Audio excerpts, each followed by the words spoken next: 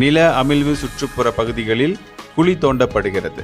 Kuala Lumpur Jalan மஸ்ஜித் India பகுதியில் கடந்த வாரம் ஏற்பட்ட நில அமிழ்வு சம்பவத்தின் காரணத்தை கண்டறிய அதன் சுற்று வட்டார பகுதிகளில் துளையிட்டு குழி தோண்டும் நடவடிக்கைகள் தொடங்கப்பட்டிருக்கின்றது.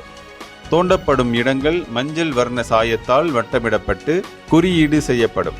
நில அமிழ்வுக்கான காரணத்தை முழுமையாக கண்டறிய இந்த நடவடிக்கை மேற்கொள்ளப்படுவதாக அறியப்படுகிறது.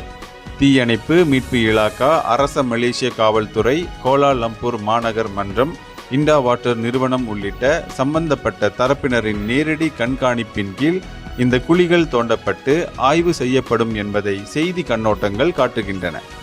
ஜாலான் மஸ்ஜித் இந்தியா பகுதியில் நடந்து சென்று கொண்டிருந்த போது இந்திய பிரஜையான ஜி விஜயலட்சுமி என்ற 48 வயது மாது கடந்த வாரம் வெள்ளிக்கிழமை காலை 8:22 மணியளவில் இப்பகுதியில் ஏற்பட்ட திடீர் மண் அமிழ்வில் பூமிக்குள் அமிழ்ந்து போனார்.